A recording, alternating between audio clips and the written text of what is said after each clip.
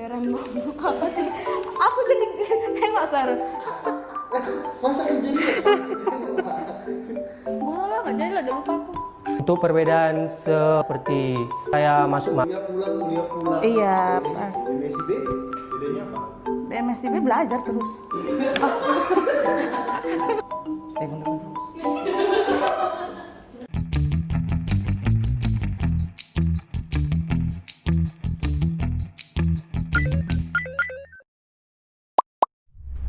Present. Malau, jurusan Teknologi Pertanian, Fakultas Pertanian di Bintia Febri Angelina Malau, Tambuk 2019, Prodi Psikologi. Yohanes Butar, Tambuk 2019, Fakultas Pertanian. Sari Julianti Siadari, 19 jurusan Psikologi. Tina Sihite, saya Stambuk 19 dari Prodi Manajemen. Tafiani Gula, Tambuk 2019, jurusan Psikologi. saya lulus di program magang, dan mitra yang saya jalani mitra PT Bumi Tama Gunajaya Agro. Di situ perusahaan kami bergerak di bidang produksi CPO dan kernel. Sebagai mahasiswa studi independen yang bergerak di mitra GNIK, Gerakan Nasional Indonesia Kompeten, Program magang Kampus Merdeka. Kebetulan kemarin saya terpilih di perusahaan PT Bumi Tama Gunajaya Agro dengan posisi magang saya agronomi asisten. MBKM yaitu magang bersertifikat Kampus Merdeka di PT Sumber Alvaria Trijaya. Untuk cabangnya itu cabang Cianjur, sebagai posisinya itu posisi rekrutmen spesialis. Saya terpilih magang studi independen di PT Orbit Ventura dalam program AI for Jobs. program magang bersertifikat di PT MIDI Utama Indonesia Tbk atau mungkin yang dikenal dengan sebutan Alpha MIDI dengan posisi Recruitment and Selection. Pekerjaan saya sehari-hari sesuai dengan bidang saya. Saya sebagai agronomi asisten, saya memimpin divisi, saya juga menangani beberapa karyawan. Banyak belajar, terutama bagian soft skill, MSDM juga, lalu juga belajar digital, baru juga dibekali dengan 1 bulan pelatihan industri. Lalu banyak sih pengalaman yang saya dapat, apalagi dibimbing oleh mentor-mentor yang sangat luar biasa, yang ahli dalam bidangnya, yang bisa membawa kami terjun langsung ke pelatihan industri yang membawakan soft skill tersebut supaya kami bisa terapkan di perusahaan tersebut sih. Menjaga pertama yaitu untuk mendisiplinkan waktu dari karyawan, dan juga ada juga seperti untuk mengatur divisi yang saya pegang, seperti divisi saya yang di divisi 2, saya memegang setiap pekerjaan di sana seperti mengawasi para karyawan, dan juga saya juga diberikan tugas oleh mentor saya sendiri, dan saya juga mengerjakan collaboration project saya yang diberikan dari pihak Kampus Merdeka di sana. Oke, selama magang itu pekerjaan saya itu sebagai rekrutmen spesialis, tentunya itu adalah merekrut dan menyeleksi mulai dari kru toko, dan juga pernah berkesempatan untuk ikut merekrut pada bagian back office, dan juga saya melakukan scoring untuk alat tes psikologi dan juga input data. Yang membedakan waktu magang sama kuliah apa? Oke, untuk yang membedakan dari kuliah dan juga magang itu tentu banyak ya. Mungkin kalau di kuliah itu saya sudah mempelajari teorinya dan juga praktikumnya. Namun ketika pada kesempatan magang ini, saya selain teori yang saya dapatkan juga, saya juga mendapatkan pengaplikasiannya bagaimana di dunia kerja. Jadi selama melakukan magang ini, kami dilatih untuk melakukan pemrograman Python seperti melakukan codingan di Collabs, menganalisis data, dan melakukan proyek yaitu mengklasifikasi batik di Indonesia. Oke, jadi yang dikerjakan selama magang itu bisa saya katakan best experience banget, karena memang benar-benar diajarkan bagaimana proses rekrutmen and selection sendiri, baik dalam proses seleksi administrasi, proses seleksi maupun proses administrasi hasil seleksi. Dalam segala aspek bidang pekerjaan, baik itu panen, perawatan maupun pemeliharaan, semuanya itu kami kerjakan dan kami langsung praktekkan langsung di sana. Perbedaannya menurut saya selama saya kuliah dan juga studi independen sangat berbeda sekali ya, karena juga kita kan kalau kuliah pelajarannya mungkin yang kita sudah ketahui atau yang sudah bisa kita persiapkan. Nah, kalau di studi independen tersebut kita banyak belajar ya, apalagi saya sendiri yang dari psikologi, belajar digital juga, belajar juga hal-hal baru dan ketemu sama teman-teman yang baru, ketemu juga mentor yang baik dan juga berbagai hal yang kita nggak bisa dapat di kampus, kita juga bisa dapat di studi independen. Contohnya yang belajar tentang digital, soft skill, hard skill, dan juga lain sebagainya sih. Waktu magang dan kuliah itu di program kuliah hanya teori saja yang disampaikan, seperti saya di PWT Bumi Tamagonia Jaya Agro yang kebanyakan tentang kebun, tentang kelapa sawit. Di perkuliahan hanya teori-teorinya saja. Tetapi ketika saya masuk magang, saya dapatkan teori seperti pemupukan atau pemanenan dan segalanya. Saya juga mendapatkan praktek langsung dari sana. Oke, jadi teman-teman, selama saya mengikuti magang di sana, saya melakukan proses rekrutmen dan juga seleksi. Selain itu juga, saya melakukan scoring untuk alat tes psikologinya dan juga input data pelamar. Selain melakukan kegiatan tersebut juga, saya mendapatkan insentif dari mitra saya. Memang tidak diajarkan di kampus, tapi saya dapatkan di magang, yaitu belajar bahasa isyarat. Itu sumpah keren banget. Karena kembali lagi, seorang HRD itu selain dia memang rekrut, tapi memang dia maintenance karyawan.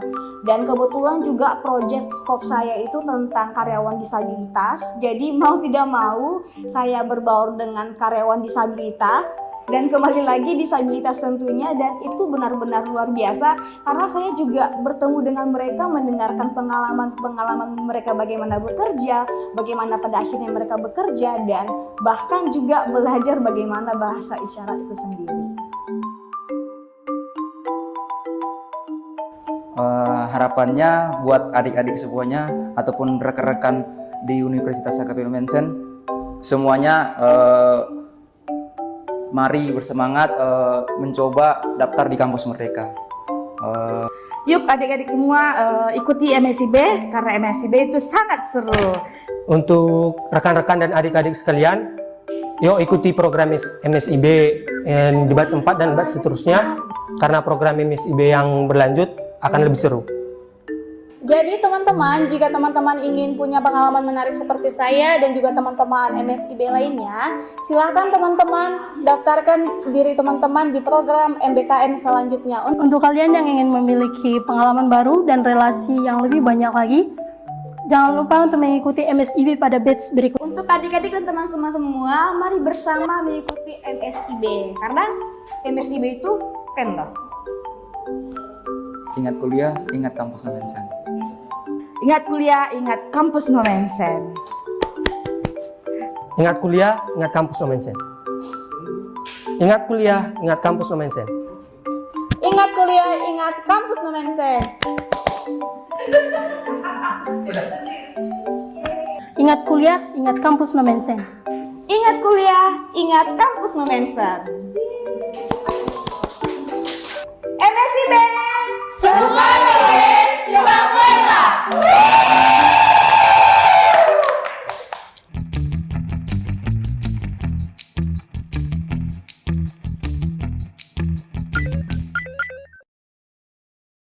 Beneran.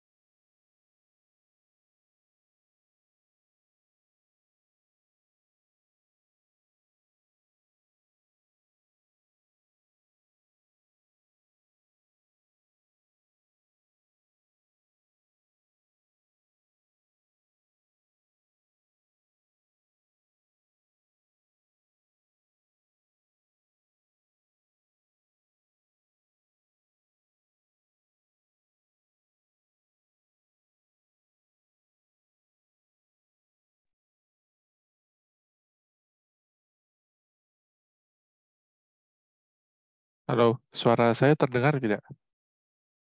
Terdengar, Pak.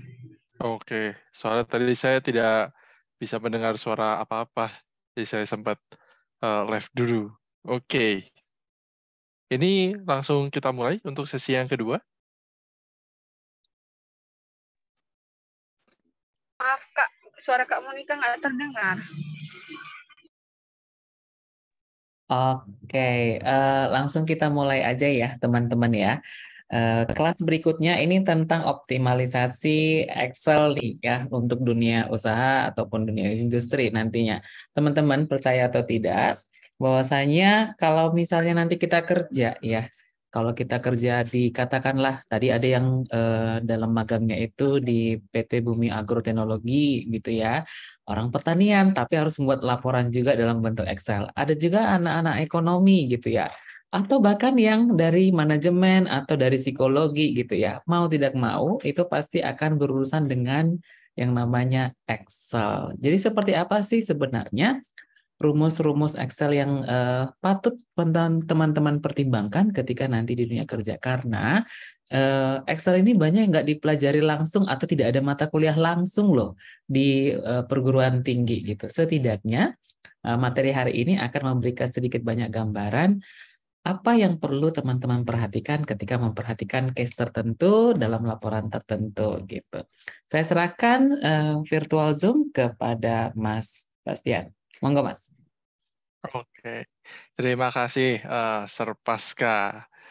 Oke, saya jujur ya pada saat membuat materi ini saya sempat bingung apa yang harus saya sampaikan gitu ya dalam materi Excel kurang lebih durasinya 2,5 jam. Tapi saya coba buat dan mungkin nanti kita akan langsung explore di dalam Excel-nya sendiri gitu ya, bagaimana cara menggunakan beberapa rumus tertentu. Nah, yang mau saya highlight ini yang medium ke advance gitu ya, teman-teman. Sebelum ke sana, jadi kalau kita ke kantor, ini biasanya ya, 80-90% mungkin, dia akan menggunakan Microsoft Office, di mana paketannya itu minimal ada 4. Microsoft Word, Excel, Outlook, sama PowerPoint. Nah, masing-masing dari ini mereka punya fungsi yang berbeda-beda. Contoh kalau kita bikin tulisan yang panjang gitu ya, formatting, basically biasa teman-teman sebutnya tuh tolong dong buat dokumennya. Nah, itu kita pakai Word gitu di siang ini. Ya, pasti pada pernah pakai lah. Ini berbagai versi, yang versi 2019 logonya begini dia. Lalu nanti yang akan kita bahas di Excel. Kalau di sini ini Outlook, biasanya kita komunikasi via email. Dan satu lagi yang PowerPoint untuk yang presentasi.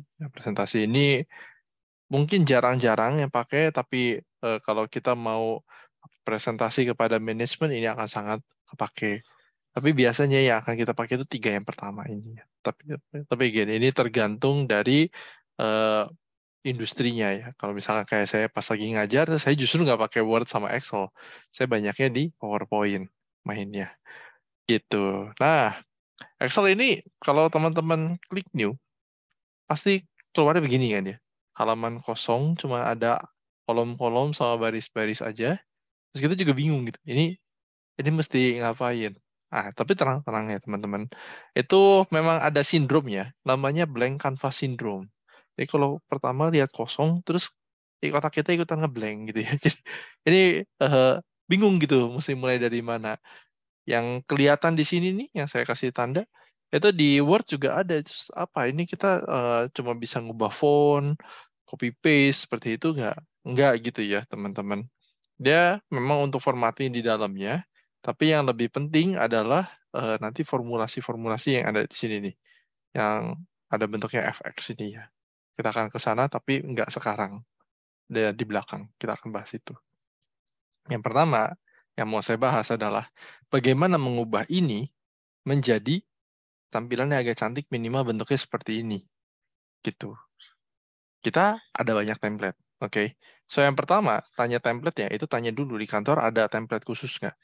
Kalau nggak ada, terus teman-teman ditanya gitu ya, mesti buat, kalau saya kan project manager ya, project plan dong, saya pengen tahu kapan mulainya, kapan selesainya saya project ini, aktivitas di dalamnya kita mau pantau juga gitu ya per aktivitas. Saya kalau dapetnya begini saya bingung. Bentuknya mau seperti apa yang mesti saya mulai kerjakan dahulu, saya bingung. Jadi kita bisa menggunakan waktu new, terus pilih template, ketik project management, keluarlah yang bentuknya ini, Gantt project planner, gitu ya. Kalau teman-teman penasaran gimana, mungkin ada baiknya yang saya share adalah Excel-nya itu sendiri. Oke.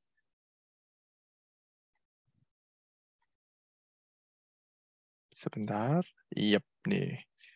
Ketika kita buka file, gitu ya, terus kita pilih new di dalam sini, terus kita pilih yang tadi, simple Gantt, ini karena saya sudah pernah search, maka apa yang terjadi? Ketika saya klik create, ini secara magic udah jadi, gitu ya, di dalamnya. Tinggal kita ngapain? Tinggal ganti tulisannya di sini. Tas 1, tas 2, dan lain-lainnya. Tinggal masukin angkanya dan progresnya. Boom. Ya, secara visual, ini udah cantik gitu ya, teman-teman. Ini tinggal diganti-ganti aja. Mau berapa lama durasi dan lain-lainnya. Itu the power of template. Ya. Coba saya pengen tahu dulu dong, teman-teman ya. Ini dari 60-an yang ada hari ini. Yang tahu ada fitur bisa bikin template kayak tadi siapa? Ayo angkat tangan. Ayo, siapa yang udah tahu nih? Jangan-jangan blank canvas juga nih semua ini. Ayo, Belum belum pernah ada yang tahu bisa bisa magic seperti itu ya, teman-teman. belum. Belum, Kak. Belum ya. Tenang ya, tidak sendirian. Saya pun baru tahu ini 3 bulan yang lalu. Jadi jadi memang setelah berapa? Saya pakai ini tuh waktu belajar di SMA 2007 ya 17 tahun yang lalu gitu ya, teman-teman. Saya baru tahu itu sekarang. Jadi tenang gitu ya. You are not alone. Tapi ini ada magic dan makin ke sini template-nya makin canggih-canggih. So pergunakan itu yang nanti bisa menimbulkan impresi apa? Impresinya wow luar biasa. Ini anaknya memiliki waktu yang cukup banyak untuk bisa not bukan hanya membuat barangnya gitu ya, membuat yang diminta, tapi bisa menunjukkan oke saya do extra miles untuk membuat formatting dan juga formulasi yang bagus. Terus kalau yang kayak di sini ini dia gimanain? Nah, ini ada istilahnya tuh makro. Jadi ada satu bahasa pemrograman pakai Visual Basic namanya. Dia bisa ngubah-ngubah ke sini. Itu yang cara susah. Cara gampangnya dia main di conditional formatting yang di atas. Ya. So, itu bisa nanti kita explore, ya, oke? Sekarang kita lanjut lagi gitu ya. Apa yang magic kedua gitu ya, yang mungkin teman-teman nggak tahu. Nah, kalau ini saya mau mention-nya adalah fungsi. Jadi ingat tadi yang ada fx di sini nih, teman-teman. Itu kan kita bisa nulisin fungsi. Ada fungsinya itu lookup, ada yanghlookup, ada yang vlookup, atau ada lookup biasa. Intinya dia mau ngapain? Intinya saya nih yang ada di sini nih, ya teman-teman. Ya, kalau pitch ini, saya pengen tahu harga di hari Senin, gitu kan? Itu gimana? Ya, tabelnya kalau cuma segede gini tinggal cari aja. Pitch hari Senin ketemu 166, tulis. Tapi kalau ini saya bikin banyak gitu ya, terus pengen bisa berubah-berubah secara otomatis itu gimana? Nah, caranya kita pakai si lookup ini gitu ya. H4 itu berarti kan yang atas. Kita mau mencari pitch dengan referensinya si B3 sampai E8. B3 sampai E8 yang tabel ini. Terus di kolom yang ada di sini. Wah, apa sih gitu ya? Bingung. Oke, better kita langsung praktek gitu ya. Jadi kayak saya misalkan ada ini pembuatan tabel untuk bisa lookup itu paling kiri kita pakai ID kayak gitu ya atau enggak nomor lah, nomor ID. Ini kita bisa ke 1 2 3 4 5 6 7 8 9 aja. Terus kita masukin nama. Nah, di nama-nama ini saya mau pakai nama-nama orang yang kelihatan. Misalkan ada Monica, Sarah, Alfa, Tendo, terus siapa lagi? Juliana, Nemisia, terus Rizky, Desi, sama Ayu dan Bella, misalkan gini. Terus saya mesti masukin apa? Misalkan nilai ujian. Oke, ini saya bikin random gitu ya. RAND,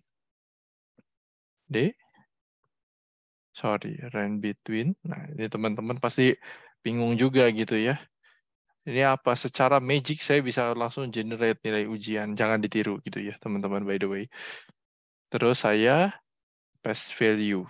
Ini kasihan kalau 3, saya kasih gedean dikit 60. Nah, sekarang saya pengen tahu, cek nilai apa? Pingin tahu nilai ujian seseorang.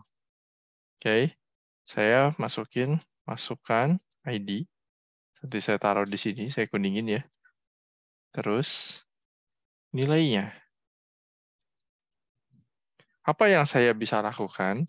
Saya menggunakan VLOOKUP karena saya mencari nilai dari kolom-kolom tertentu. Oke, yang saya cari dari mana sumbernya? Yang ada di sini. Tabelnya adalah tabel ini, gitu ya. Terus saya kunci. Saya pengen mengeluarkan nilai, berarti kolom ke 1, 2, dan 3. Dan saya pengen nilai yang benar-benar. Ada yang kurang. Apakah itu?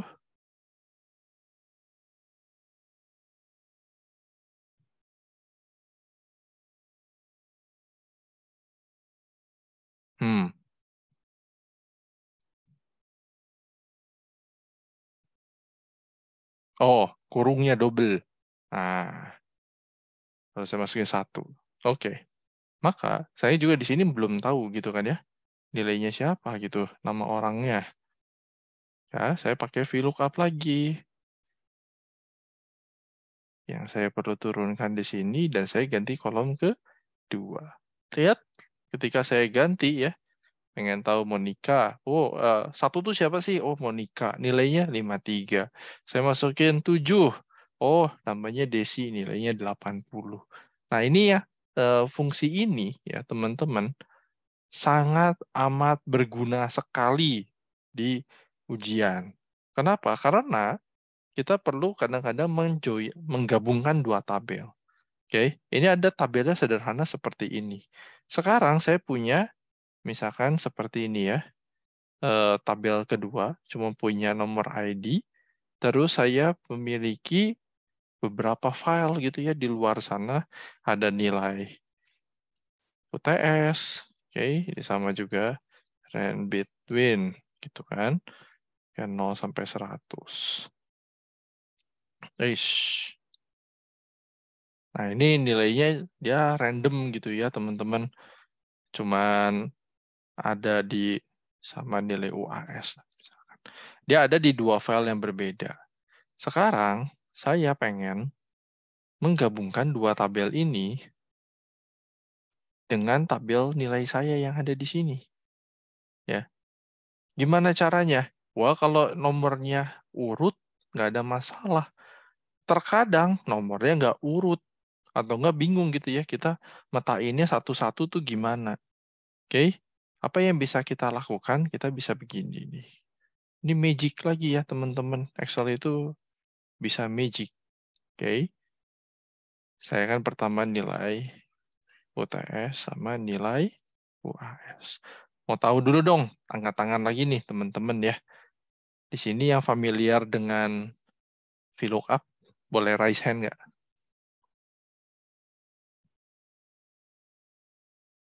Nggak ada yang familiar dengan VLOOKUP? Atau terbiasa? Nggak Belum pernah ada juga. terbiasa dan belum apa. Biasanya langsung masuk ke magang terkejut nih harus pakai VLOOKUP, lookup gitu. Oke. Ya, ini rumus yang paling sering dipakai teman-teman ya. Sekarang ini saya nggak gini deh, bentar ya. Wait.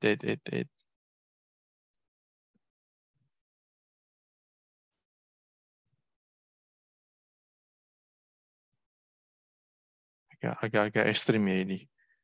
Bentar. Nah, ini. Nah, itu juga sama shortcut ya. Jadi, kalau kita mau mengurutkan, itu biasa kadang-kadang kita ngapain? Cari dulu ya. Di mana? Oh, itu ada di data, terus pilih sort. Nah, kalau saya hafal. Jadi secara, again, magic gitu ya. Pencet Alt, terus pencet A, terus pencet SS. Itu dia akan automatic sort. Terus saya pikir baik kolom A, smallest to largest. Oke. Ini saya simpan. Ini juga sama. Itu ya.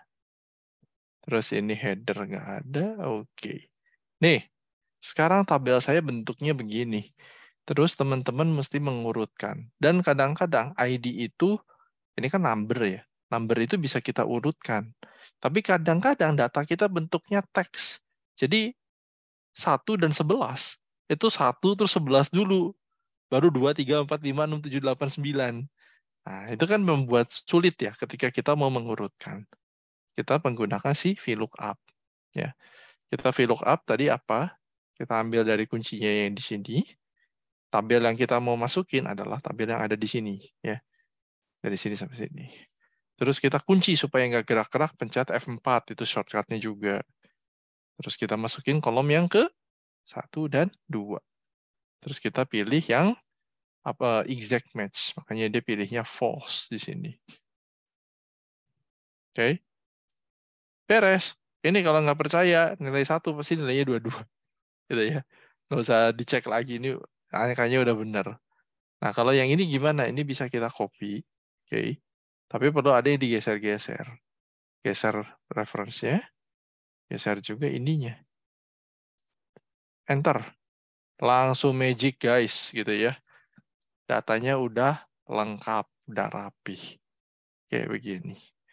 Teman-teman nih, sampai sini gitu ya, sampai kita explore lookup-nya dulu. Ada yang mau bertanya nggak? Iya. Oke, siapa tahu ada nih yang sambil lihat gadget satu, kemudian yang satu lagi pakai ini ya, pakai laptop gitu. Yuk, apakah ada yang mau ditanyakan? Jangan bingung ya ketika melihat rumus VLOOKUP, itu maksudnya adalah dilihat dari tabel mana. Itu dulu yang pertama ya, teman-teman. Iya. Oke. Ayo, silakan ada yang mau ditanyakan? Atau malah ini takjub dengan magic-nya gitu ya. Oke. Yang magang pernah pakai ini nggak? Pernah, Sir. Oke, Okta, ini tadi yang magang di Alfamidi ya. Itu nggak nginputin data satu-satu kan? Enggak, karena mereka punya template gitu, Pak. Iya, tinggal masukin jadi gitu kan? Iya. Jadi Oke, kebayang ya, kalau kita ini pasti ada orang yang input data lah ya. Atau enggak datanya, kalau enggak pakai Magic, adalah juga tuh Magic aplikasi ya. Kita foto, nanti dia berubah langsung jadi tabel gitu. Ada tuh, itu bisa dicari. Jadi kita nggak usah nginputin satu-satu karena itu sangat-sangat memakan waktu. Nah, pertanyaan berikutnya nanti beberapa si foto itu ketika kita harus gabungkan ya pakai gimana, nggak mungkin kita petain satu-satu. Ini datanya enak, cuma 9 sama 3 kolom gitu ya. Biasanya saya bermainnya berapa ratusan baris gitu kan datanya. Kadang-kadang bisa sampai ribuan kolomnya, sampai AZ gitu ya, atau enggak sampai mana 50 kolom. Wah, itu bisa kejang-kejang gitu ya kita kalau kita mesti metain satu-satu. Gitu. Ya. Ini dari sininya dulu nih. Oke? Ada yang ini mau diskusi lagi? Gimana teman-teman, ada yang mau didiskusikan? Atau mungkin mau nanya nih, baiknya kasusnya apa gitu. VLOOKUP dan bedanya. Oke. Nah, tuh bisa langsung dijawab. Jadi kelihatan ini tabelnya begini ya. ada kolom 1, kolom 2, gitu kan ya. Oh ya, nanti bisa di-share, bisa. Sekarang, kalau kita bentuk tabelnya menjadi seperti ini. Paste spesial, terus transpose. Another magic. Nah, datanya ke kanan, teman-teman. Ya, pengkategoriannya ke bawah, datanya ke kanan. Ini mau nyarinya gimana? Pasti nyarinya baris kan? Kita nggak? Ya nggak, teman-teman? Nah, kalau begini, ini yang V tadi ganti dengan H gitu ya. Udah jadi. Ya, cara cara kerjanya sama nih. Contoh ya, nilai UTS ini kan saya pindahin ke yang bawah ya. Ini. Nah, sama dengan lookup. Cari yang mana? Cari dari sini, gitu kan. Tabelnya yang mana? Ini kenapa? Nah, tabelnya yang ini. Hup, sama ini kita kunci. Baris ke-2. Keluarnya sama, teman-teman. Magic gitu ya. Ya iyalah, itu kan tabelnya cuma saya ubah aja itu. Oke, kayak gitu. Jeremy, oke. Paham bedanya. Lihat dari bentuk tabelnya aja gitu. Kalau biasanya sih bentuknya gini ya. Jarangnya pakai bentuknya lookup ini. Oke, Jeremy. Atau makin takjub ini. Ini magic gitu ya. Oke, Sir. Makasih. Oke. Ya, Oke. Baik, ya, ada lagi teman-teman? ini serius ya. Masuk kerja itu nggak akan ditanya kamu ngerti lookup atau VLOOKUP nggak. Itu defaultnya tuh kita udah bisa. itu yang jadi masalah. Iya. Monggo teman-teman kalau ada yang tanyakan, misalnya mau kasus apa nih gitu ya. Kalau di lookup itu kan datanya yang sifatnya vertikal gitu ya, kolom semuanya. Lookup itu yang sifatnya horizontal. Datanya sifatnya itu baris semuanya. Nah, dengan bantuan lookup VLOOKUP itu kita bisa gampang mengorganize data gitu loh. Ya. Jadi teman-teman lebih enak nih dalam menentukan kesimpulan nantinya gitu. Oke, ada yang mau ditanyakan lagi?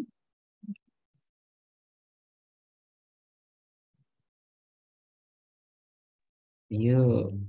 Hey, kalau belum saya kasih magic lagi gitu ya. Memang Excel itu tempatnya magic gitu. Saya pengen meng-highlight nih ya nilai UTS yang nilainya di bawah 60 misalkan. Saya pengen tahu yang nilainya di bawah 60, saya kasih warna merah. Mana? Jadi iya. Tidak perlu satu-satu ya, tiba-tiba jadi semua. Itu gimana pakai conditional formatting. Nah, ini untuk apa? Supaya kita ngasih biar stand out ya, bukan cuma profil kita yang harus stand out, data pun juga sama.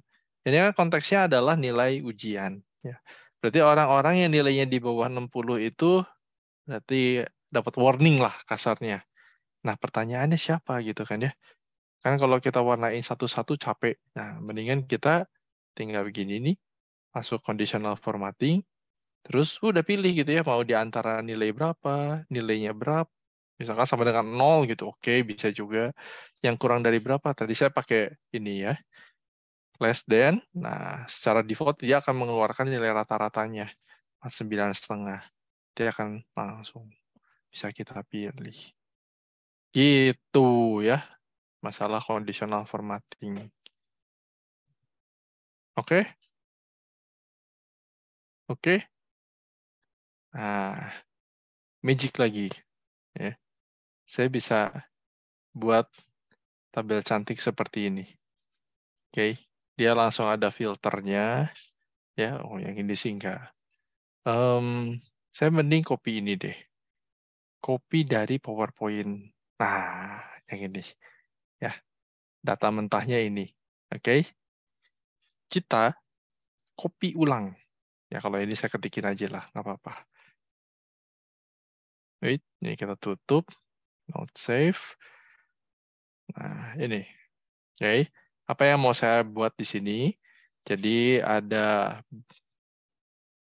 bentar ya. Ada buah, Ada di sini tuh harga, benar nggak? Oke, hari ya. Minggu, Senin, Selasa. Ini harganya. Ada apel, ada pisang, peach, leci, mangga, melon. Semangka, sorry. Watermelon itu semangka. Harganya 80, 291, 103, 116, 122, 112. Ini 260, 200, 166, 129, 282, 155. Yang di hari Selasa 155, 264, 288, 156, 112, 274. Teman-teman tahu nggak? Ini dari kayak gini, terus bisa berubah langsung begini, terus balik lagi. Itu ada shortcut-nya juga gitu ya. Pencet Alt sama Tab. Tuh, nanti keluar kayak gini ya, screen-nya. Bisa pilih mau yang mana, tinggal Alt Tab aja. Lebih keren lagi monitornya 2 gitu ya. Seperti canggih sekali gitu. Boleh juga tuh, bisa seperti itu ya, teman-teman. Oke. Oke. Nah, sekarang pertanyaan saya. Ini kalau saya mau buat ini nih. Teman-teman pernah dengar yang namanya pivot table nggak? Coba yang pernah dengar resen. Pivot table. Hanya satu nih. Okta, Jeremy. Ini Okta, oke 3. Okta, Jeremy, Sari ini udah pernah magang kah sebelumnya atau pernah tahu dari mana? Iya Pak, taunya di tempat magang. Iya. Di kuliahan ataupun di sekolah nggak pernah kan ya?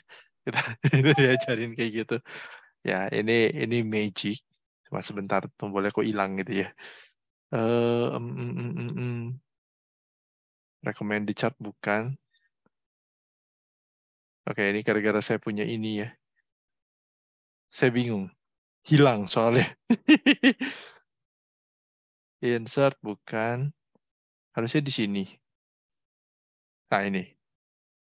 Pivot chart and pivot table. Ya, apa yang bisa saya buat di sini? Saya bisa membuat ini ya.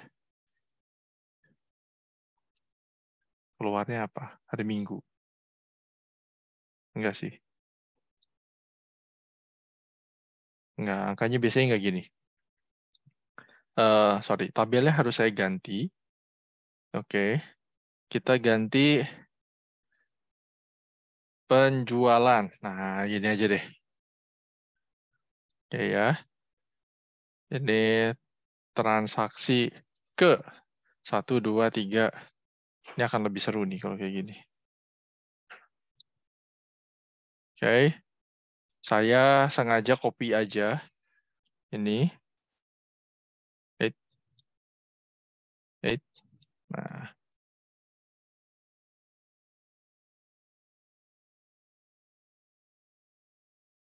Terus dibanding pakai angka begitu, mending saya gini aja ya.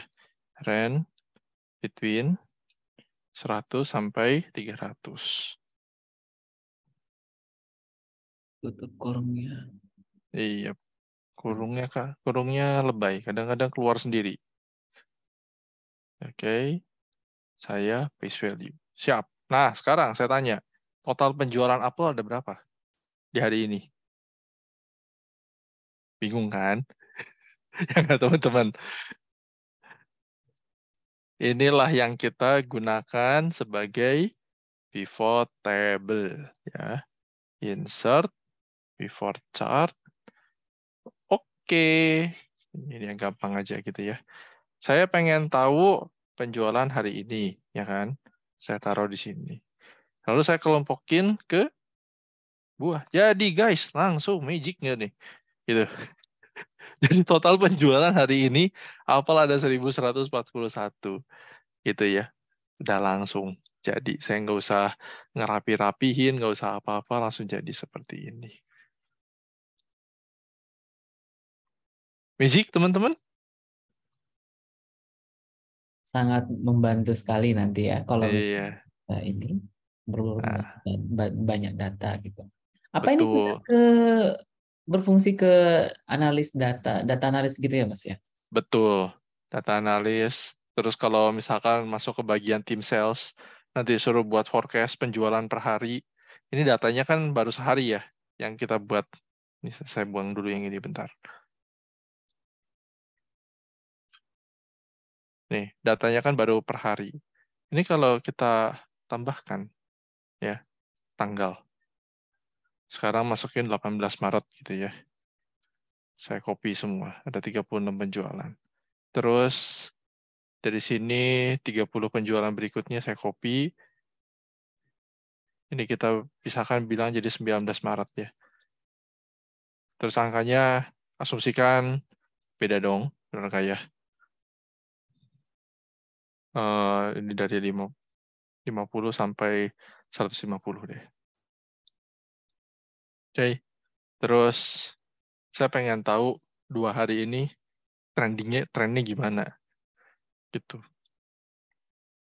Maka saya tinggal buat sini, ya jangan buat lagi capek gitu ya. Kita bikinnya apa? Pivot table analyze, ganti data source-nya gitu ya, panjangin. Ini sampai berapa? Sampai ke 70. Oke. Eh, 70. Jadi, nah, saya bisa ngasih tanggal di kolomnya. Boom, jadi. Ya, kita compare penjualan di 2 hari.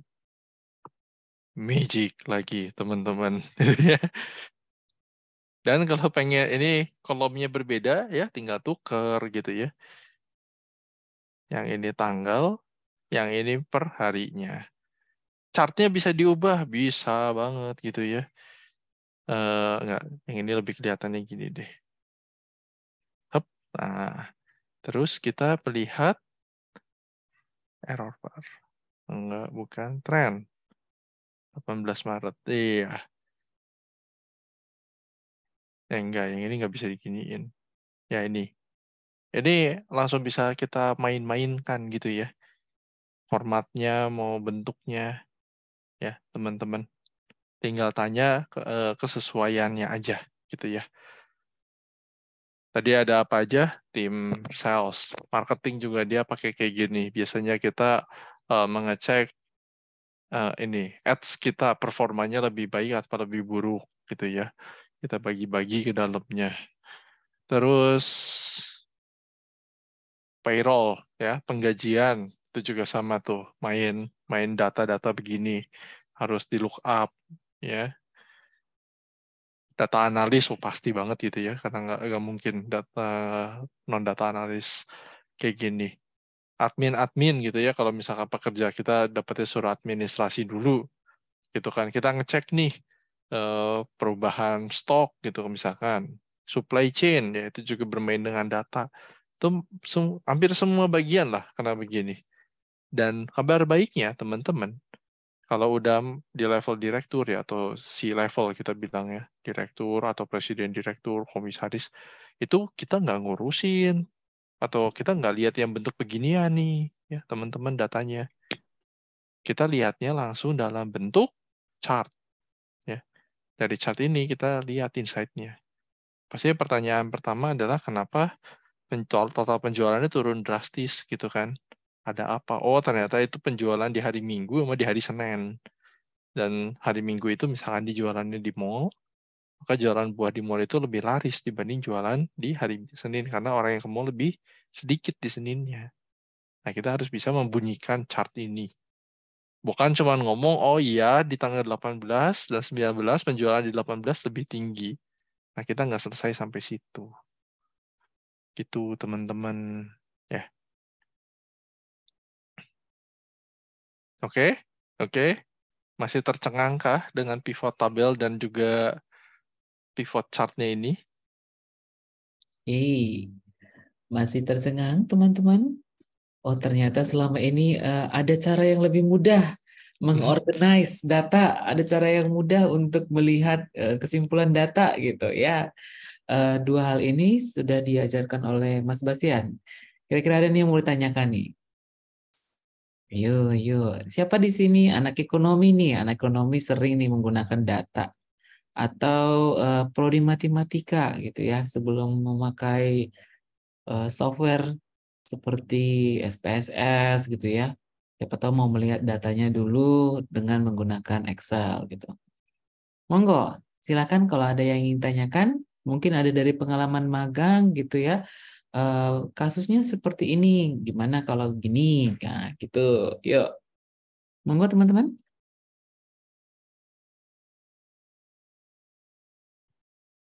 Ah, eh,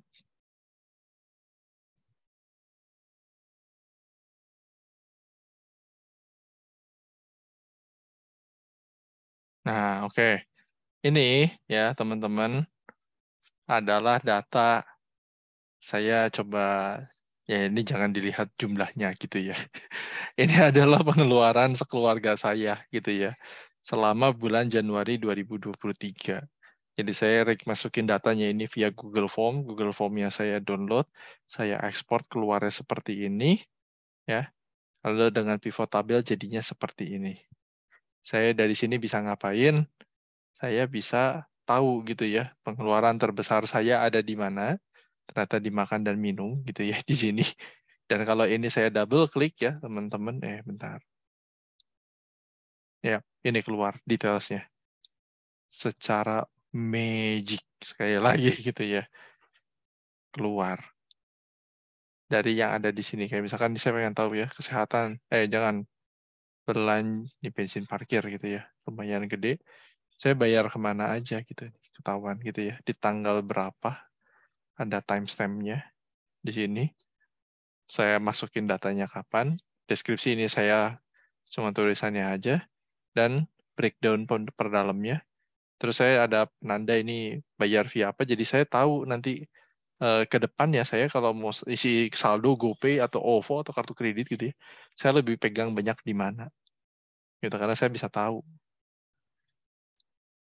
gitu teman-teman. Ini real case saya terapkan dalam kehidupan sehari-hari saya. Datanya sebenarnya sederhana, saya cuma inputnya apa, belanjanya apa, kategorinya apa, biayanya berapa, bayarnya pakai apa, udah 4 doang nih yang saya input. Dari situ saya bisa analisis gitu ya, di mana saya harus berhemat, di mana saya mesti eh, apa ya, mana yang harus ditahan gitu dan lain-lainnya. Kenapa saya perlu begini gitu ya? Karena selama ini saya berpikir ini kok habis gitu ya, duitnya kadang kurang gitu. Gitu, ternyata jelas gitu ya, saya cukup boros dimakan gitu. Dan belanjaan saya nih, kebutuhan sehari-hari gitu. Oke, teman-teman, ada yang mau ditanyakan? Jadi kalau misalnya penggunaan rumus Excel ini paling banyak digunakan itu HLOOKUP, VLOOKUP, dan pivot table ya. Tuh. Itu yang saya alami, saya tidak pernah belajar langsung. Saya belajarnya itu karena suka ngutik-ngutik Excel. Dan saya ketemu gitu ya, ternyata ada yang bisa begini. Kalau rumus-rumus yang canggih gitu ya, kayak misalkan saya pengen tahu berapa jumlah data unik gitu ya dari sini. Nah, itu Google aja gitu ya, atau nanya ChatGPT dia akan ngeluarin tuh formula Excel-nya. Kamu mesti pakai formula yang seperti ini. Jadi teman-teman, ini nggak usah. Kalau dulu saya ngapalin gitu ya, fungsinya tuh mesti ada apa aja, cara pakainya gimana. Sekarang enggak, kayak kita mau cari tahu apa, tanya internet, tanya Mbah Google atau ChatGPT itu langsung keluar. Ini tampaknya memang masih banyak tercengang ya Mas ya dengan cara-cara ini gitu. Kita belum belajar buat dashboard loh teman-teman ya. Itu lebih lebih kompleks lagi nanti melibatkan. Oke, dari beberapa rumus ini kira-kira ada yang mau ditanyakan? Oke, teman-teman, monggo.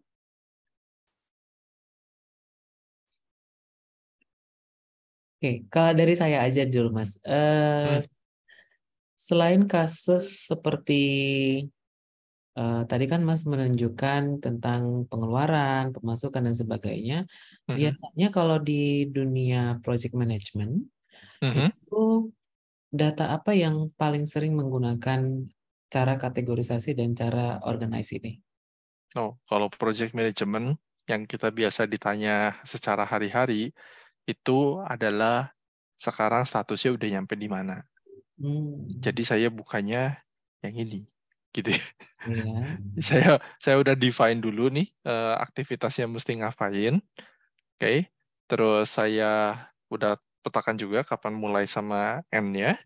Saya kasih progres, terus saya kasih lihat, ya kan, secara nih yang gedeannya gini. Terus kita ada di mana nih, misalkan di kolom yang ini gitu ya. Terus pertanyaannya, apakah semuanya on target, atau ada yang delay, atau ada yang lebih duluan? Itu. Cuma gitu doang yang kita bahas dari sisi performa project-nya. Nah, kalau di dalamnya tergantung ini ya, tergantung responsibility. Ada yang ditanya juga pengeluarannya. Jadi kita itu udah melewati budgetnya apa belum? Saya nggak pernah tuh ngurusinnya kayak gitu. Terus kalau ditanya berikutnya dari requirement, saya ada istilahnya itu product backlog gitu ya. Eh, yang diminta ada 10, saya udah deliver berapa? 3 atau 5. Yang lainnya status status per itemnya itu seperti apa. Nah, itu mainnya main di mana? Main di VLOOKUP gitu ya. Sama ngebuat tadi pivot ini. Nanti status di kolom-kolom sininya adalah statusnya dia gitu kan. Saya nggak bisa kasih contoh project saya gitu ya. Mohon maaf sekali. Ada NDA. Tapi yang bisa saya ceritakan adalah bentuknya nanti seperti ini. Di kolom yang row label ini, yang ini nih, itu isinya adalah statusnya. Yang to do ada berapa, yang in progress ada berapa. Kayak Hmm. gitu yang keluarnya. Jadi memang kalau secara saya sendiri akan banyak mainnya di ya tadi VLOOKUP, HLOOKUP, sama bermain pivot. Level ya. Ya. Kalau Oke. itu nggak bisa, ya selesailah hidup kalian gitu ya. Iya, ini juga kenapa materi hari ini harus ada nih tentang optimalisasi Excel, karena memang dari segi data terus tadi sudah menunjukkan adanya kebutuhan kompetensi ini gitu ya, Mhm. atau setidaknya lebih familiar dengan Excel, tidak hanya PowerPoint, tidak hanya Word seperti itu. Karena banyak nih posisi-posisi staff atau posisi-posisi entry level seperti administrasi itu malah dituntut banyak bermain dengan melihat data gitu. Jadi tidak hanya input data aja teman-teman, eh, abang kakak alumni lulusan itu yang mereka lakukan, tapi sekarang sudah mulai trennya itu administrator itu juga sudah mulai melihat sampai sejauh mana nih kesimpulan bisa dihasilkan. Setidaknya kesimpulan awal gitu. Oke. Oke. Nah, magic berikutnya nih, kalau teman-teman ke sini terus masukin slicer ya, nanti keluar yang ini nih, yang bisa gerakin. Nah, biasanya kita ngapain? Dari sini kita pilih-pilih dulu gitu ya. 18, 19. Nah, kalau ini dia membuat yang lebih sederhana, tinggal kita klik, datanya langsung ke filter dengan sendirinya. Slicer. Nah, ini pentingnya buat apa? Ini pentingnya buat menunjukkan bahwa kita pro gitu ya. Kita bisa buat beginian. Sebenarnya ada cara lain, ada gitu ya. Tapi ini membuat visualisasi dan juga yang lebih mudah gitu ya. So, ketika udah buat ini, bisa ke pivot table analyze, masukin slicer gitu nih, yang atas ini nih. Oke. Apalagi coba saya lihat di sini VLOOKUP udah. Nah, chart ya. Oke. Kalau nggak ada lanjutan, ini kita akan ke chart. Habis gitu ya saya setelah bikin chart. Nanti kita banyak banyak explore aja deh di Excel itu bisa ngapain aja ya teman-teman. Ini pivot table sama slicer itu kita keluarin bentuknya ini. Oke, ada pertanyaan dari Ignatius Alva Tenjo ya. Apakah rumus dasar Excel tidak berguna dalam lingkup pekerjaan? Sampai sini saya jawabnya berguna gitu ya. Kalau nggak bisa tambah, kurang, kali, bagi, sum, average, itu pasti dipertanyakan gitu ya. Lulusan dari mana itu sih pertanyaan pertamanya. Jadi jangan memalukan nama kampus, itu sangat-sangat berguna. Apakah rumus efektif yang paling berguna dalam ini lookup gitu ya? Itu hampir semua pekerjaan sih akan sangat berguna. Dan yang kedua adalah bagaimana kita menstrukturkan tabelnya gitu ya, teman-teman. Nih bentuk saya kasih laser pointer. Nih yang ini kita mesti punya bentuk tabel yang benar dulu, baru bisa ngebuat pivot. Kalau kita nggak punya format tabelnya yang benar gitu ya, pengelompokannya yang nggak benar, ini agak susah. Nih, kayak contohnya, saya punya tabel kolomnya itu adalah nama penjual dengan nama barang yang dijual. Saya bisa baru filter kebalikannya gitu kan ya. Penjualan apel gitu kan, itu tuh per orangnya dibalik gitu kan ya. Bisa nggak? Bisa gitu ya. Keluar jadi bentuk seperti ini. Oke, kalau saya bentuknya nggak begini, ke bawah semua, ya bisa gitu ya. Jadi contohnya, Mungkin share kasih screen. saya screen-nya mati. Iya, Oke, untuk nih. Yang Ah, ini nih. Oke, yang ini ya teman-teman ya. Ini dijadiin ke kiri ini bisa nggak? Bisa gitu ya jawabannya ya. Bisa dulu. Tapi susunan datanya gimana? Itu. Apakah kita bikinnya ke bawah semua seperti ini? Bisa jadi gitu ya. Akan lebih mudah. Kalau kita bikin yang udah langsung ke sini, yang ini nih, yang pivot tabel 2, apakah bisa langsung jadi yang pivot tabel 1? Rasanya tidak. Gitu ya. Dia harus diubah dulu karena ini ada tanggal, of course ya. Kalau dia ada tanggal, di sini nggak ada tanggal, dia nggak akan bisa. Oke. Kreativitas nomor 1 adalah kolomnya nih, tabel utamanya, isinya ada apa. Baru kita bisa bermain-main di dalam sini. Gitu. Oke. Coba ada pertanyaan lain. Bagaimana cara menggunakan pivot table untuk mengolah data bisnis yang besar dan kompleks? Oke. Data itu biasanya kecampur-campur ya.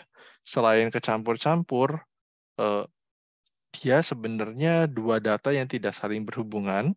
Dia harus dikawinkan dulu, jadi digabungin, baru bisa dapat insight datanya.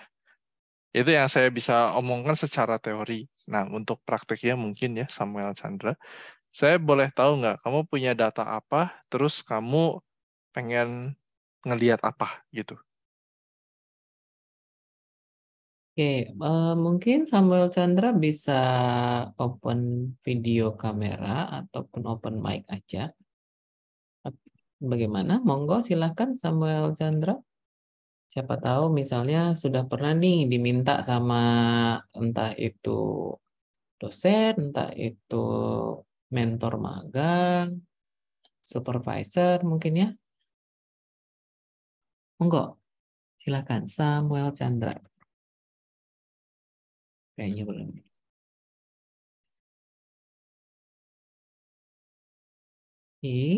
Izin sebelumnya, mohon maaf kalau di sini videonya kurang bagus. Saya cuma bisa dengan menggunakan voice aja, Kak. Oke. Kalau data yang saya peroleh itu, Kak, masalahnya perdagangan gitu, Kak. Pernah magang di satu startup multinasional lah, Kak, mengenai ekspor dan impor, Kak. Itu datanya terus campur-campur juga, Kak. Jadi datanya kompleks juga. Kadang sometimes sulit ya, Kak, membedakan, Kak. Itu aja sih.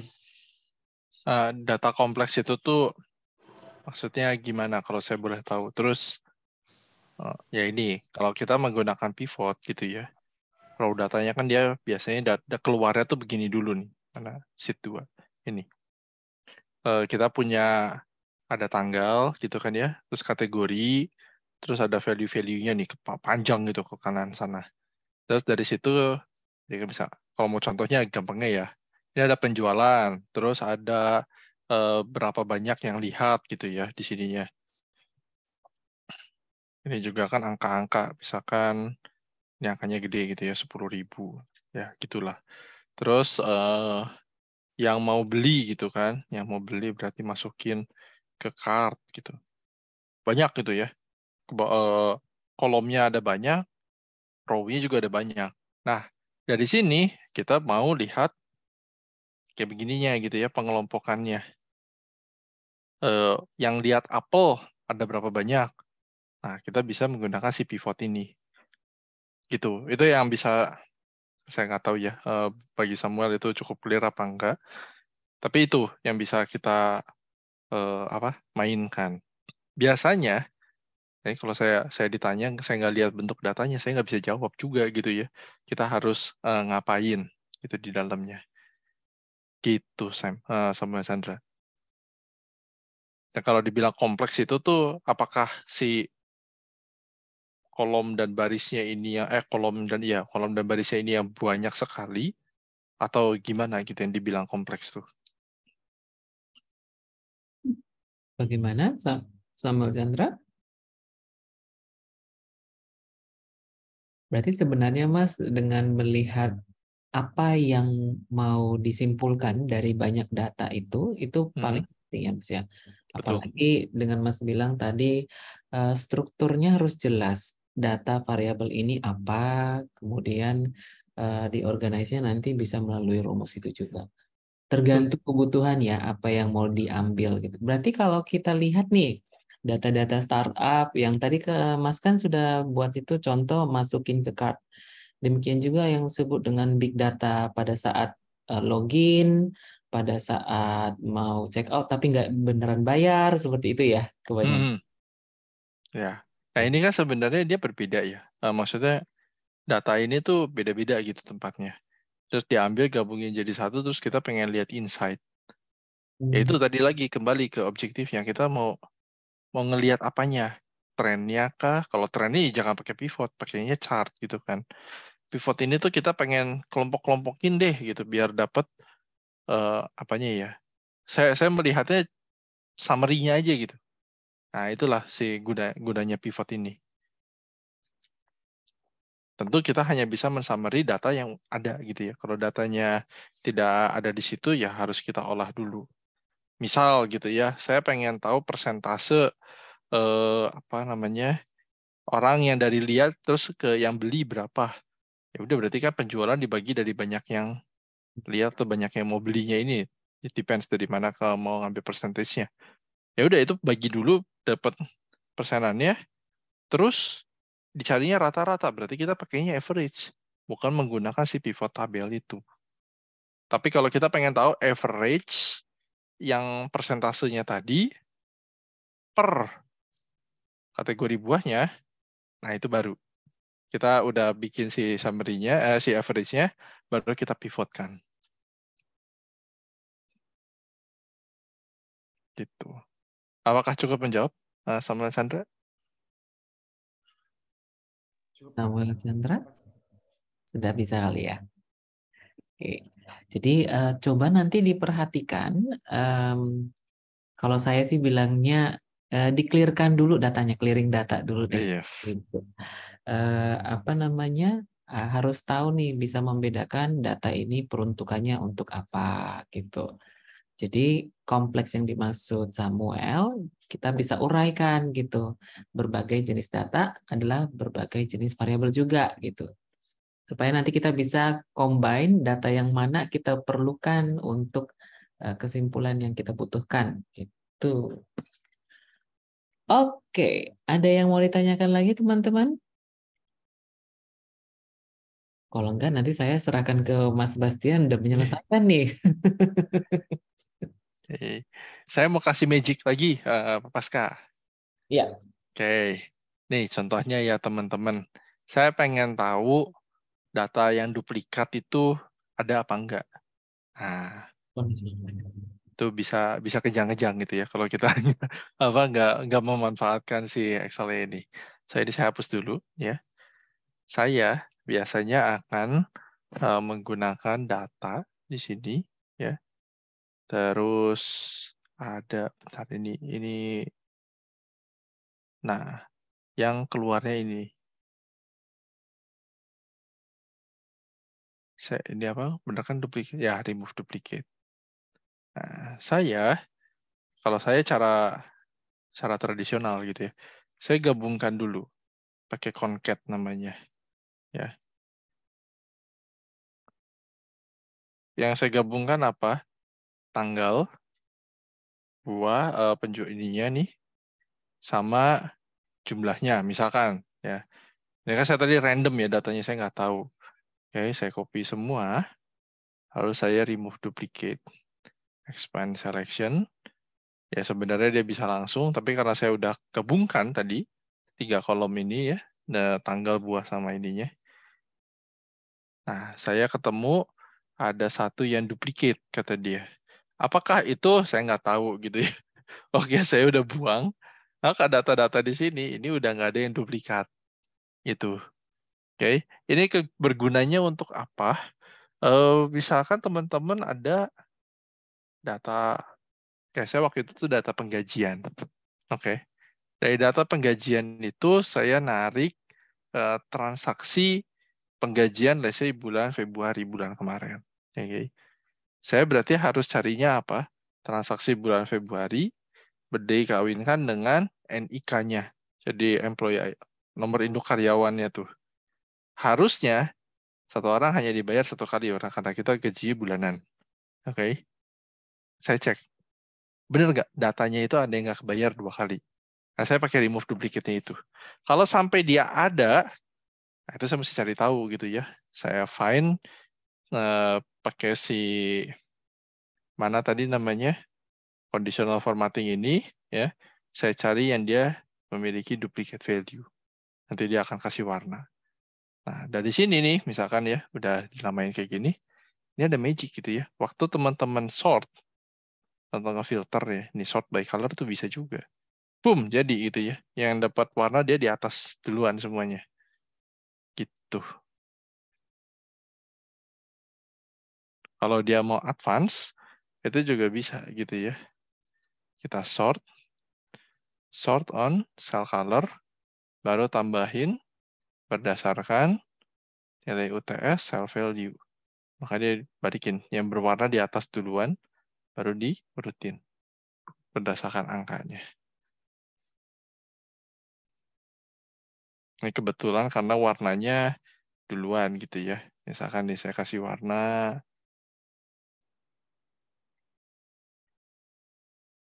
merahnya nggak ada ya. Ini deh. Nah, maka saya biasa sort by color. Sorry. Saya pengen gini. Add level, cell color. Saya warnain ini. Tapi saya pengen ini di atas. Ya. Nggak mau dia. Oh, ini. Boom. Nah, 87-nya di atas kan. Magic gitu ya, teman-teman. Ya. Jadi kita tuh bisa banyak gitu ya bermain di Excel ini. Memang tadi lebih baik pakai blank canvas, tapi kalau kita punya blank canvas syndrome, ya pakai template dulu deh. Baru kita otak-atik lagi gitu di dalamnya sini. Gitu. Oke, sebelum lanjut ke bikin chart nih, teman-teman, ada yang mau nanya lagi nggak? Atau ada yang mau share nggak pengalaman waktu itu belajar pivot itu gimana? Tadi tuh ada 3 orang kan ya yang pernah magang. Mungkin saya pengen ada perwakilan satu. Ada yang mau cerita nggak gitu? Dulu pas dibilang kamu pivotkan aja gitu. Terus apa gitu reaksi pertamanya? Oke, monggo yang sudah magang tadi. Boleh diceritakan pengalamannya saat menggunakan pivot table? atau rumus-rumus yang sifatnya baru gitu ya, seperti VLOOKUP, HLOOKUP tadi. Monggo.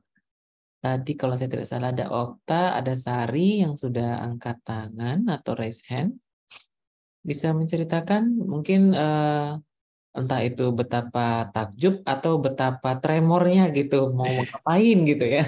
Iya, iya, iya. Monggo, Nah, itu monggo, silakan. saya pengen tahu juga dan gimana gitu ya menghadapi apa perasaan barunya itu. Saya Oke. panggil aja sih Okta aja kali ya, coba. Okta, Iya. yes. Oke Pak, sedikit cerita mungkinnya beberapa bulan yang lalu waktu magang di Alfamidi.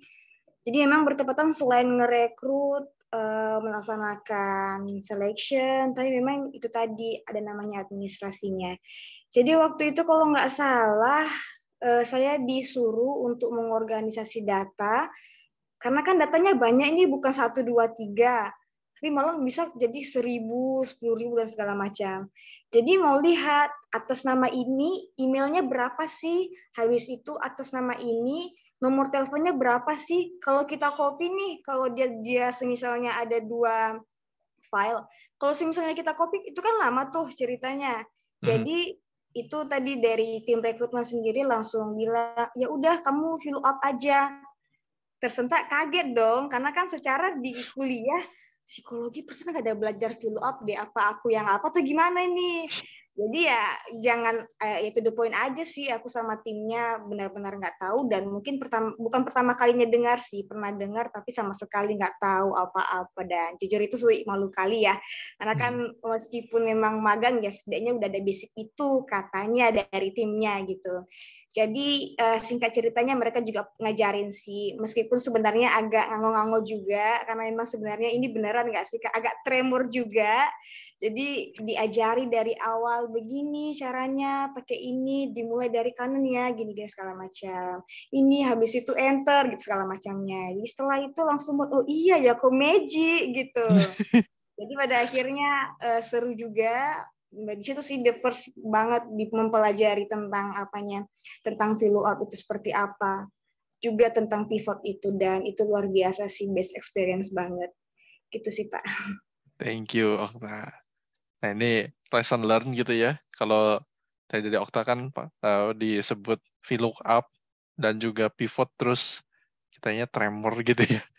Nah ini buat teman-teman jangan tremor lagi gitu ya. Jadi kita tahu dulu. Kalau misalkan yang penjamaran saya hari ini kurang jelas ya, ada tutorial ya yang saya tahu, saya pernah cari juga. Ada yang bentuk video, ada juga yang dia nulisin dalam bentuk blog gitu ya. Terus tinggal diikutin aja cara-caranya. Gitu teman-teman. Again ya, kalau datanya cuma 9 baris nggak ada masalah. Ketikin jadi gitu ya. Tapi kalau datanya 10.000 gitu, nah itu PR gitu ya. Oke, terima kasih Okta atas pengalamannya. Nah, itu dia teman-teman ya. Jadi kelas hari ini setidak-tidaknya ngasih awareness nih buat kita. Ada loh kompetensi yang tidak kita pelajari secara terstruktur di mata kuliah, meskipun sifatnya mungkin ada mata kuliah metode penelitian gitu ya. Apalagi ketepatan saya Mas Bas ini bawain mata kuliah SPSS. Nah, Yes. iya, waktu itu juga ngajarin anak-anak itu, oh iya, ini menjadi sebuah kebutuhan nih nantinya, bisa menjadi saran. Sebelum ke SPSS malah justru harus ini paham dulu dengan Excel-nya gitu. Terima kasih Okta untuk sharingnya. Untuk teman-teman yang lainnya nanti bisa loh diperdalam lagi ya. Ada contoh-contoh yang sudah diberitahu oleh Mas Bas ya. Ini adalah contoh yang bisa dikatakan applicable ya di dalam kehidupan sehari-hari. Seperti tadi juga Mas Bas memberikan contoh mungkin di nilai-nilai akhir, UTS, UAS, untuk prodi pendidikan. Kalau saya tidak salah tadi pagi ada yang prodi pendidikan gitu ya. Kalaupun prodi ekonomi tentang demand atau permintaan gitu ya, tentang pengeluaran gitu. Nah, mungkin itu saja Mas, boleh dilanjutkan juga ke chart supaya teman-teman paham, oh gini toh rupanya, mungkin membaca chart juga. Oke.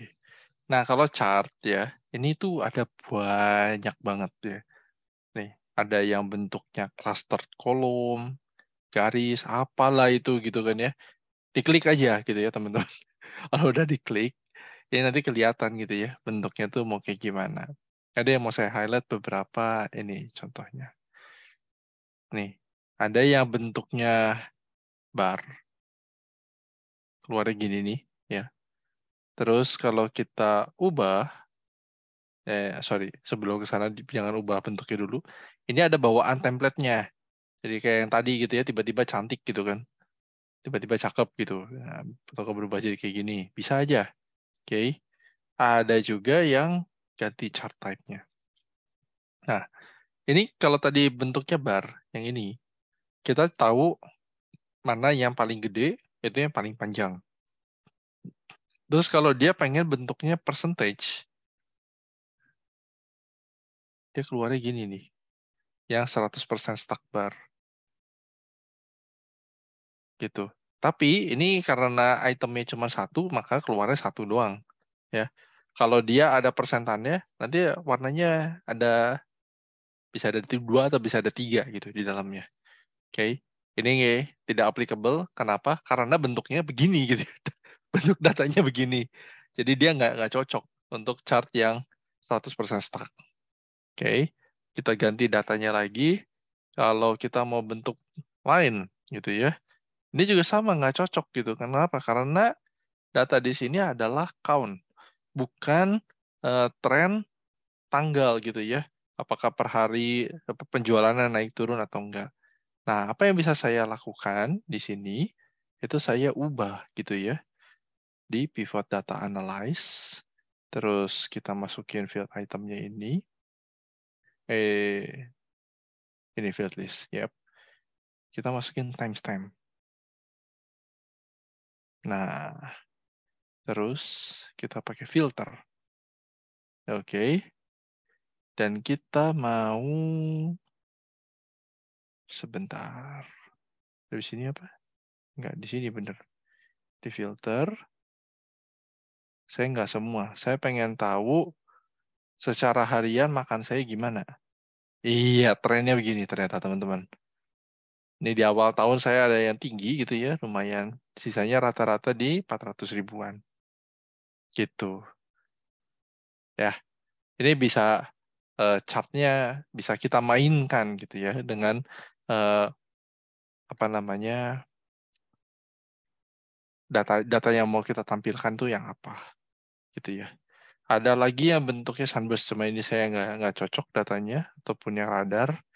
Radar juga dia nggak akan bagus ya. Kenapa? Karena angkanya kebanyakan gitu ya. Karena ini biasanya cuma pakai 10 kategori. Mungkin ini kalau saya ganti ininya bisa deh.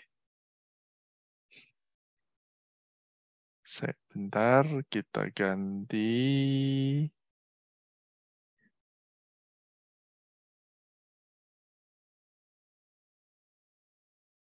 Ini.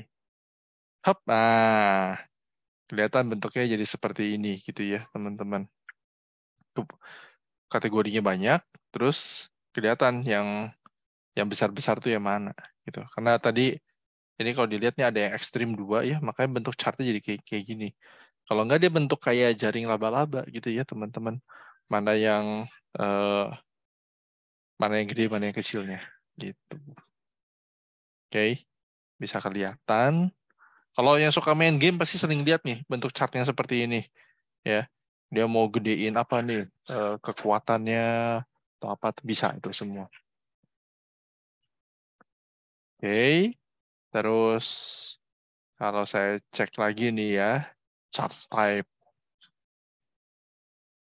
Funnel ini data saya nggak cocok, tapi yang bisa kita masukin ke sini itu yang ada filtering, kayak misalkan contoh periklanan ya, yang lihat berapa, yang ngeklik berapa, yang beli berapa, nah itu cocok pakai si funnel ini. Histogram bisa nggak ya? Iya, datanya juga nggak cocok. Ini bisa menentukan 100% saya itu breakdown itu gimana. Jadi selain apa ya ngomongnya ya, jumlah-jumlah ini gitu terus kasih persenannya. Ini karena nggak ada persenannya makanya nggak bisa. Nah, kenapa saya memilihnya pie chart? Mungkin itu ya pertanyaan pertamanya kan. Kenapa saya bentuknya yang ini? Karena saya pengen tahu secara komposisinya tuh gimana gitu ya. Angka di sini. Saya bentar. Ini nggak kelihatan legendnya gitu ya. Saya geserin, saya tambah ini data label. Legendnya itu harusnya saya buang. Terus saya itu pengen tahu yang mana ini. Iya, memang sama yang tadi. Ya oke lah. Tapi saya mau tahu begini, ini tuh bisa kita ubah juga gitu ya. Dengan apa? Format data series. Oke. Terus ada teksnya. Sebentar guys. Ketutup. Saya nggak bisa ngeklik ini. Nah. Tuh, oh langsung ya. Ya oke. Nggak ada baiknya begini ya. Saya tutup. Saya buka lagi aja. Mohon maaf saya kurang konsen ya, gara-gara saya mendengar anak saya nangis. Oh, udah hilang. Oke, ya. Dari sini saya bisa ketahuan apa? Ini warna biru. Yang saya tulisnya angpau sama makan dan minum. Ini kira-kira separuh tuh. Ini kalau di kesini keluar angkanya 26%. Oke. Maka kalau saya mau menghemat ya saya hemat angpaunya. Apakah bisa? Ingat ini bulan Januari, di mana pada bulan Januari itu kita ada Imlek gitu.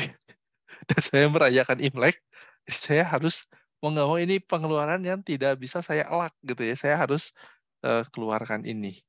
Oke, jadi ini yang saya saya ada justifikasi sekitar seperempatnya ini dari sini, makan pun juga sekitar seperempatnya, dan yang berikut yang terbesar adalah belanjaan harian saya.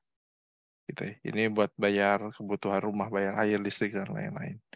Oke, kalau dilihat dari sini kurang lebih berapa 70% saya tercover di 4 kategori itu.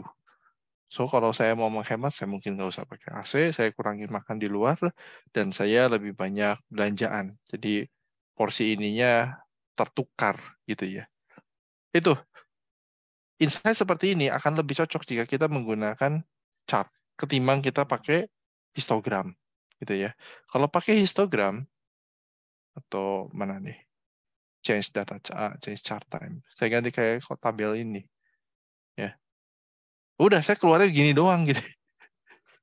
saya nggak bisa tahu lebih lebih lanjut gitu ya. Ini mana sih yang harus saya hemat gitu kan? Sebanyak apa ini? Itu nggak kelihatan. Tapi kalau pakai pie chart tadi itu kelihatan. Gitu. Setiap chart ada fungsinya masing-masing, teman-teman. Ya. Jadi nggak asal kita langsung pakai, oh yang penting kayaknya bagusnya gini, atau oh biar nggak bosen gitu kan, saya ngelihatnya bar chart terus gitu ya. Saya mau ganti yang lain, nggak gitu. Ya. Ada artikel saya pernah baca gitu ya, chart-chart yang ada di Excel ini nih, dia ada penjelasan yang masing-masing ini tuh untuk apa. Oke, silahkan di Google aja. Jadi waktu kita mau menunjukkan presentasi ini, si chartnya, kita juga sudah menunjukkan chart yang tepat. Yang satu. Kedua, selain ngasih informasi ke kita, ini ngasih informasi ke bos kita. Karena bos kita akan enek nih kalau ngelihatnya gambar data yang ditampilin gini gitu ya. Pak, kita keluar angpau besarnya segini. Nggak penting gitu ya. Yang penting tadi pengeluaran kamu angpau berapa persen, ini berapa persen, ini berapa persen. Udah. Kayak gitu yang kita butuhkan. Gitu, teman-teman. Oke. Ada yang mau diskusiin nggak atau mau komentar apa gitu? Oke, yuk teman-teman, ada yang mau ditanyakan? Jadi sebenarnya sampai penggunaan chart ini, teman-teman, kalau saya pribadi itu kebutuhannya karena saya pakai data tracer study ya, Mas ya. Jadi banyak data yang beririsan seperti alumni sudah bekerja atau belum, pada bulan apa dia bekerja, kemudian jenis pekerjaan mereka pertama kali apa, kemudian masalah-masalah apa saja yang membuat mereka kebingungan dalam mencari kerja. Nah, itulah yang saya gunakan. Akhirnya ada kesimpulan seperti eh, kita ada pelatihan untuk membuat CV, kemudian wawancara kerja, LinkedIn, dan termasuk hari ini sebenarnya ternyata ada kompetensi yang dibutuhkan untuk diketahui lebih awal sebelum mereka lulus seperti itu. Termasuk nanti kelas nanti Mas gitu ya. Kelas nanti itu seperti halnya manajemen HRD gitu ya. Terkait dengan undang-undang yang terbaru itu gimana sebenarnya, karena karyawan pun ternyata harus tahu dulu nih sebelum masuk gitu. Betul. Kalau enggak dikibulin ya Iya. sama pemberi kerjanya itu.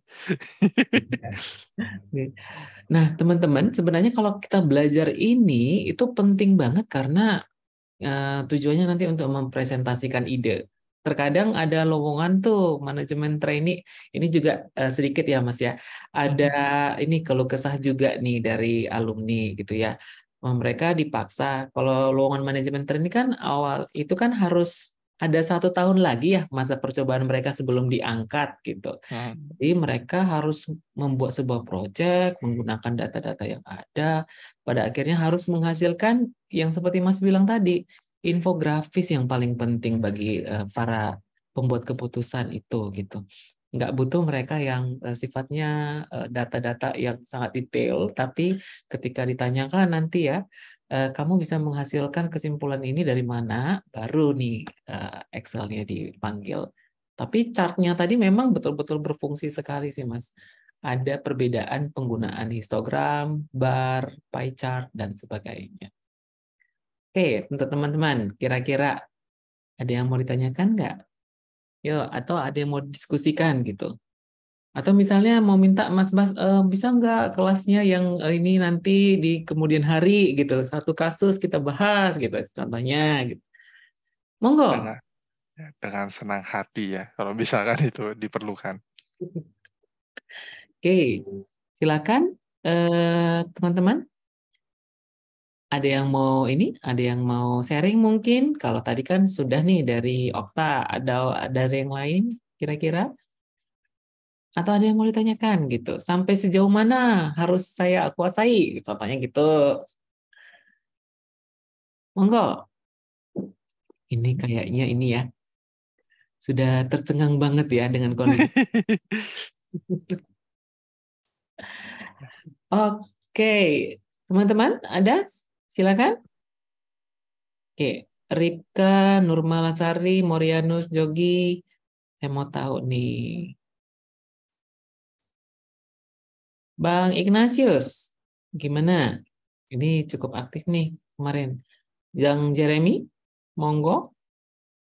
Atau ada di sini yang prodi matematika, ada nggak ya yang lagi gabung gini? Wah, itu pasti lebih canggih dari saya pemahaman Excel-nya. Yuk, monggo. Kayaknya belum ada nih, Mas. Belum ada. Ya udah. Satu tips terakhir, Pak Paska, sebelum ditutup. Kalau teman-teman setelah lihat ini jadi minder ya, misalkan, saya banyak nggak tahu. Tenang, saya pun pernah di titik itu gitu ya.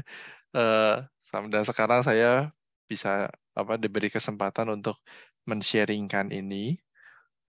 Kuncinya apa? Kuncinya begitu nggak tahu, tanya Google. Kalau zaman saya dulu Google banyaknya. Sebelum tahu Google mungkin nanya temen gitu ya. Kalau sekarang nggak tahu, tanya ChatGPT gitu ya. Saya mau bikin chart untuk ini gitu ya, tulis saja pengennya apa. Nanti dia bisa kasih rekomendasi gitu ya. Chart seperti apa yang diperlukan. Canggih lah sekarang zamannya. Ya skill set yang mungkin diperlukan adalah bagaimana kita menstrukturkan cara bertanyanya. Itu yang ya kalau sama orang dia punya pemahaman, kita bisa tahu gitu ya, ini orang mau nanya apa. Tapi kalau kita ngomongnya sama mesin, gitu, sama ChatGPT gitu, sama Google, dia nggak kayak gitu ya.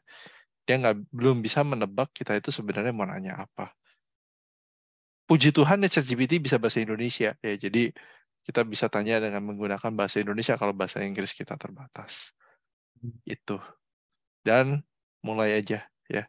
Yakinlah bahwa kita udah cukup bisa untuk melakukan sesuatu hal. Jadi jangan blank canvas syndrome ya. Mulai dulu.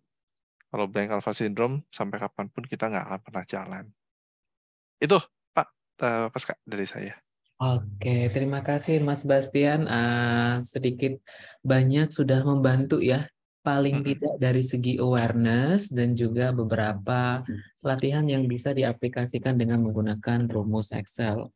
Yang perlu diperhatikan teman-teman, sedikit saya ulang, ketika menggunakan Excel, kalau memang menghadapi yang namanya blank canvas syndrome atau kebingungan apa yang mau dilakukan, teman-teman boleh loh menggunakan template yang sudah disediakan dari aplikasi bawaan. Dan jangan lupa ketika bicara tentang data, teman-teman perhatikan pelan-pelan ya. Jangan langsung bingung juga begitu banyak data gitu ya. Pelan-pelan diperhatikan, pelan-pelan dibersihkan, dikelirik datakan, pelan-pelan juga seperti dikatakan Mas Bastian tadi, distrukturkan gitu ya. Supaya kita tahu nanti menggunakan data yang mana, mewakili variabel mana, dan untuk objektif yang mana. Sedangkan penggunaan rumus VLOOKUP, HLOOKUP itu membantu teman-teman untuk mengkategorisasikan, mencari sesuatu yang mungkin sifatnya perlu lebih detail. Dan ketika penggunaan di pivot table, teman-teman itu akan lebih gampang dalam memberikan kesimpulan. Ya, jangan lupa semua kesimpulan, apalagi kalau teman-teman presentasikan nanti di upper management gitu ya, seperti ke direksi gitu ya, ke higher management gitu, teman-teman perlu belajar cara memanfaatkan chart yang tepat gitu. Oke, terima kasih banyak untuk Mas Bas. Teman-teman boleh kasih reaction dulu dong ya, reaction apa kayak gitu ya. Kalau saya sih makasih reaction tepuk tangan aja ya. Terima kasih. Iya. Ini menarik loh, karena tadi Mas itu juga menyinggung tentang ChatGPT. Saya juga lagi belajar nih Mas, belajar prompt-nya ChatGPT sudah sekian kelas gitu ya. Jadi teman-teman, benar yang kata Mas Sebastian katakan, apapun perubahan yang ada, itu harus segera kita ikuti gitu ya. Kita harus segera mau belajar gitu. Jangan merasa minder. Yang penting ketika ada mau belajar, di situ kita mau mulai berubah. Oke, baik kalau begitu terima kasih Mas Sebastian. Mungkin saya mau mewakili Wakil Rektor 4 yang membawahi bidang Kepala Pusat Karir dan Tracer tadi sedikit untuk pemberian secara simbolik ya, penggunaan Excel pada dunia usaha dan industri.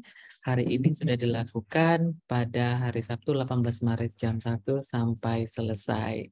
Untuk teman-teman semuanya, jangan lupa, kita masih ada satu kelas lagi. Ini penting juga ya untuk teman-teman ketahui, tapi nanti kita akan percepat dimulai dari jam 3 saja.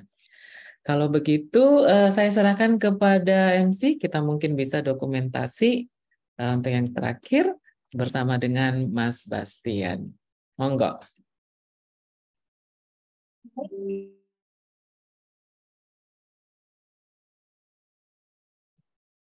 Oke, tampaknya mic-nya Monica rusak ya. Saya ambil alih aja ya.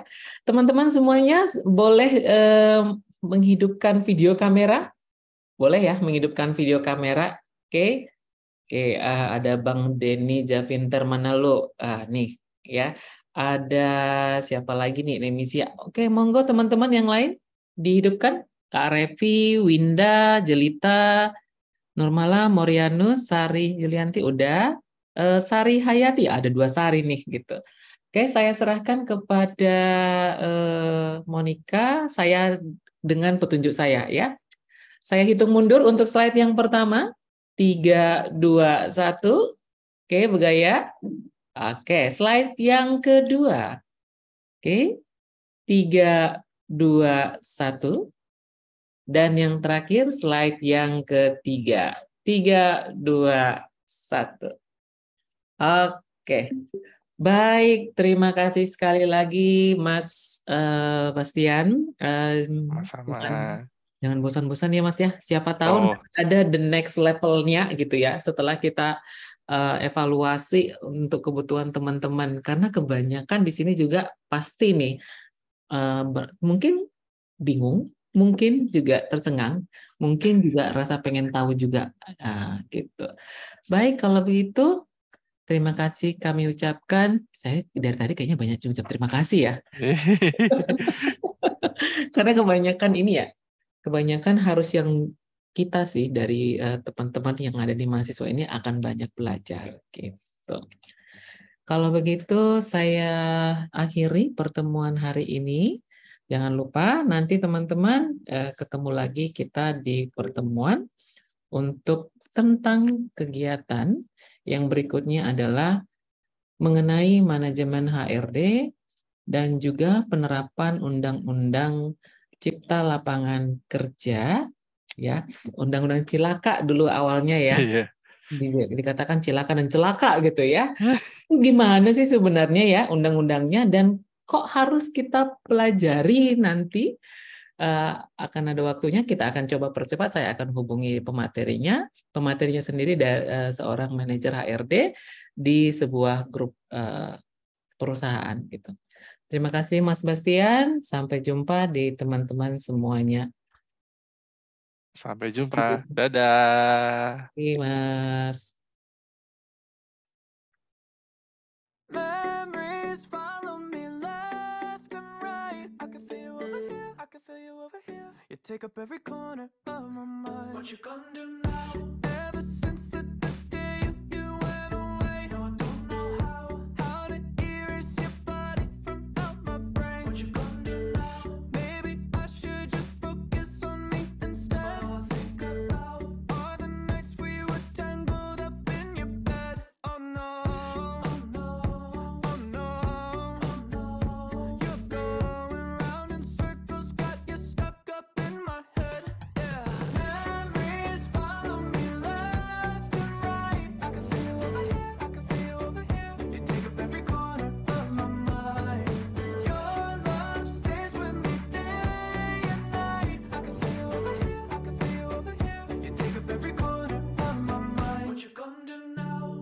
Since the day you went away, someone tell me